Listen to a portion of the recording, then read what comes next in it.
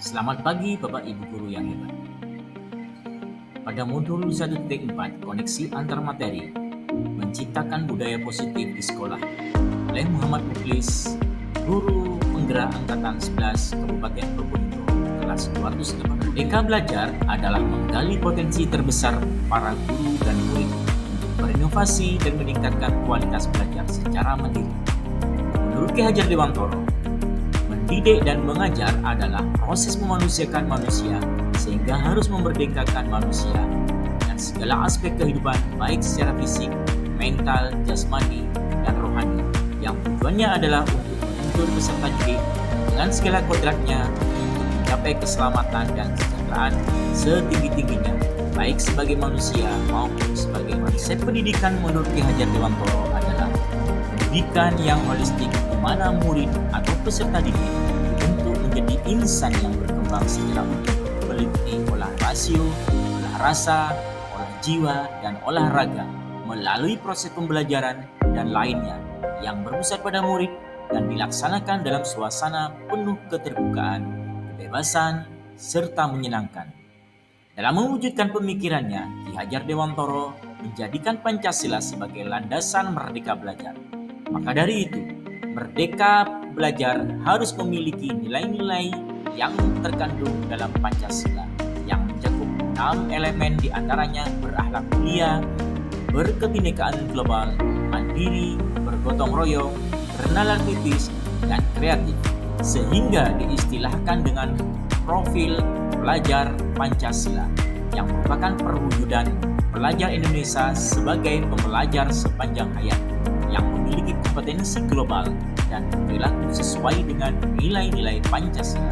Dalam mewujudkan merdeka belajar yang dikonsepkan oleh Ki Hajar Dewantoro untuk memajukan pendidikan di Indonesia sesuai dengan tujuan utamanya, yaitu menuntun anak dengan segala kodratnya untuk mencapai keselamatan dan kesejahteraan yang setinggi-tingginya dengan menerapkan pendidikan yang merdeka dan berpihak pada anak.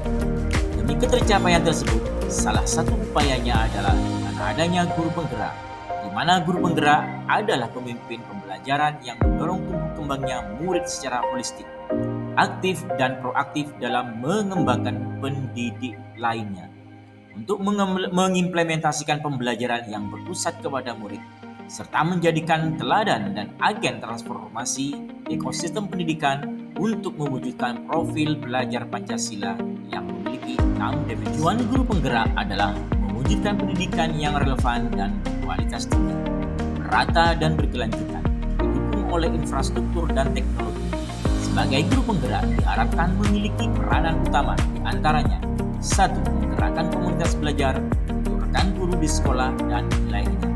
2. Untuk menjadi pengajar praktik bagi rekan guru lain terkait perkembangan pembelajaran di sekolah. 3. Mendorong peningkatan kepemimpinan murid di sekolah. 4. Membuka ruang diskusi positif dan ruang kolaborasi antar guru dan pemangku kepentingan di dalam dan luar sekolah untuk meningkatkan kualitas pembelajaran. 5.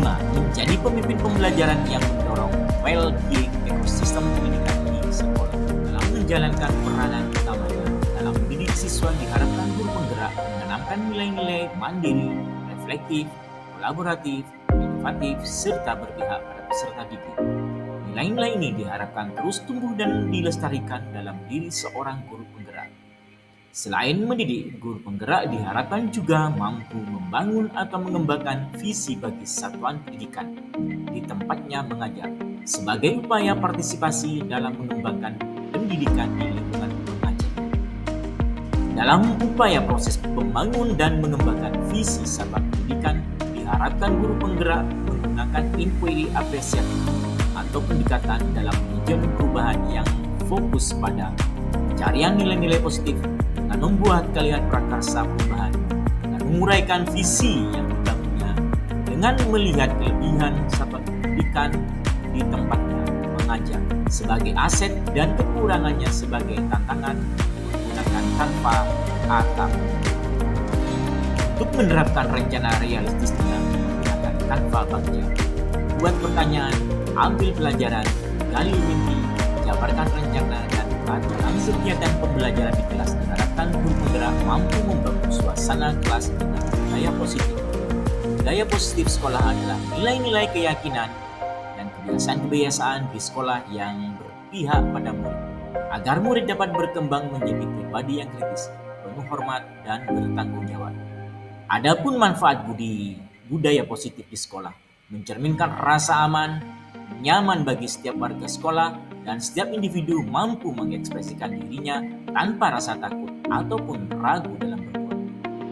Keyakinan kelas adalah nilai-nilai keselamatan atau kesehatan yang merupakan nilai-nilai kebajikan universal yang disepakati secara tersirat dan tersurat, lepas dari latar belakang suku, negara, bangsa maupun agama.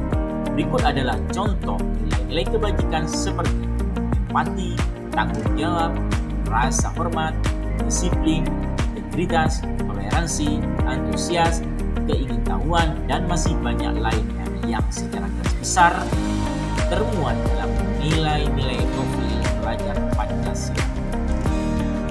Untuk mengembangkan budaya positif yang berupa keyakinan kelas, perlu ditegakkan dengan penerapan disiplin positif.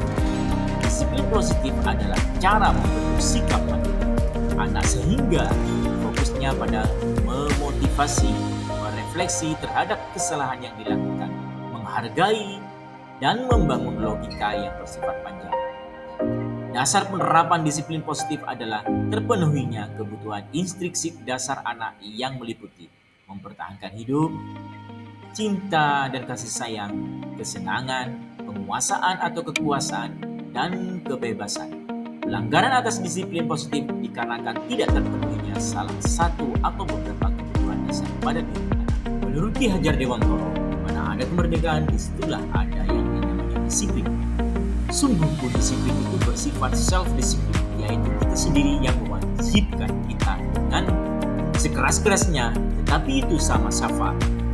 Sebab jikalau kita tidak cakap melakukan self-disiplin, wajiblah penguasa lain mendisiplinkan diri kita, dan peraturan demikian itulah harus ada suasana yang manusia dalam berperilaku atas motivasi lingkungan atau dari ada motivasi lain. Kadang melakukan sesuatu dari rasa sakit atau ketidaknyamanan. Terkadang kita melakukan sesuatu untuk mendapatkan suatu penghargaan. Diana Gosen dalam bukunya Restructuring School Discipline menyatakan ada 3 motivasi perilaku manusia. Yang pertama, untuk menghindari ketidaknyamanan atau hukuman ini adalah tingkat rendah dari motivasi perilaku manusia. Yang kedua, untuk mendapatkan imbalan atau penghargaan dari orang lain. Yang ketiga, untuk menjadi orang yang mereka inginkan dan menghargai diri sendiri dengan nilai-nilai yang mereka percaya.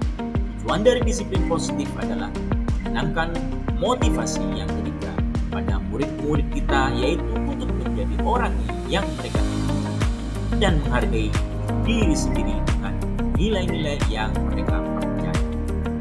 Dalam menegakkan disiplin positif, tentunya terdapat perilaku atau pelanggaran yang dilakukan oleh orang atau peserta didik karena tidak terpenuhinya salah satu atau beberapa kebutuhan dasar, misalnya dalam bentuk kasih sayang atau perhatian, kesenangan, kebebasan, dan lain sebagainya. Upaya dalam menegakkan disiplin positif dapat dilakukan melalui 5 posisi kontrol yang dilakukan. Menurut Gosen, dari teori riset Dr. William Glasser, di antaranya 1.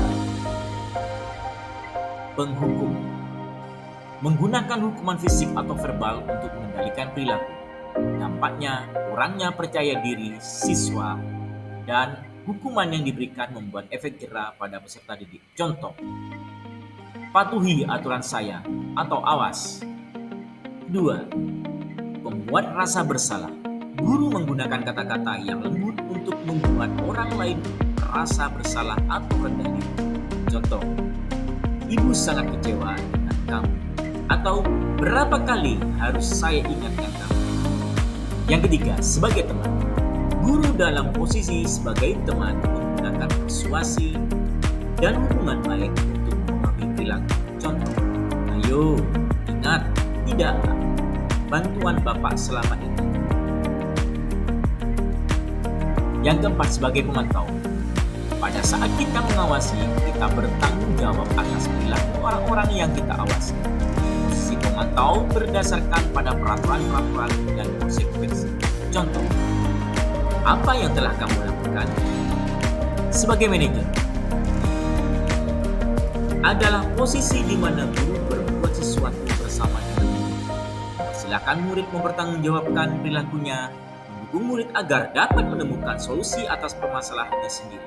Contoh, jika kamu meyakininya, apakah kamu bersedia memperbaikinya? Diharapkan dari 5 posisi kontrol tersebut, guru dapat mengimplementasikan posisi sebagai manajer, minimal sebagai pemantau. Posisi kontrol terbaik bagi guru adalah kontrol manajer, karena sikap guru ketika mengawaskan melalui kesalahan tidak langsung menghukum atau menasihati, tapi diawali dengan sikap memahami tindakan siswa, bahwa ketika siswa bersalah itu biasa, karena memang setiap manusia pasti pernah bersalah, dan akan membantu guru untuk menciptakan lingkungan belajar yang kondusif dan memotivasi murid untuk belajar. Segitiga restitusi adalah proses menciptakan kondisi bagi murid untuk memperbaiki kesalahannya, sehingga karakter mereka lebih kuat ketika kembali pada kelompoknya. 3 langkah dalam menerapkan segitiga restitusi. Yang pertama, menstabilkan identitas.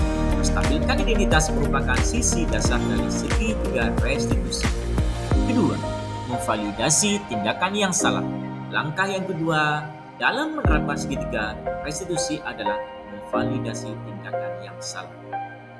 Yang ketiga, menanyakan keyakinan.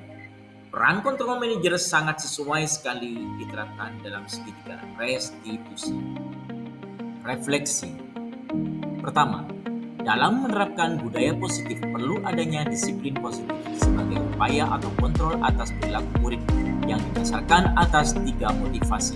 Salah satunya adalah untuk menjadi orang yang mereka inginkan, menghargai diri sendiri dengan nilai-nilai yang mereka percaya, dengan menegakkan nilai-nilai kebajikan yang berasal dari nilai-nilai universal atau nilai-nilai yang terkandung dalam profil pelajar Pancasila yang dikemas dalam bentuk keyakinan kelas.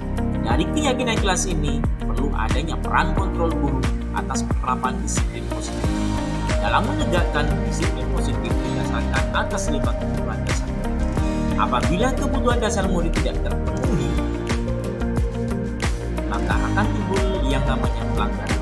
Harapannya, guru berperan sebagai kontrol manajer menjelaskan pelanggaran tersebut melalui segitiga restitusi. Hal menarik yang diperoleh dari pengembangan budaya positif ini adalah penerapan segitiga restitusi dalam menyelesaikan permasalahan pelanggaran disiplin nilai-nilai positif yang dilakukan oleh murid dengan menciptakan kondisi bagi murid untuk memperbaiki kesalahannya, sehingga karakter mereka lebih kuat ketika kembali pada kelompoknya.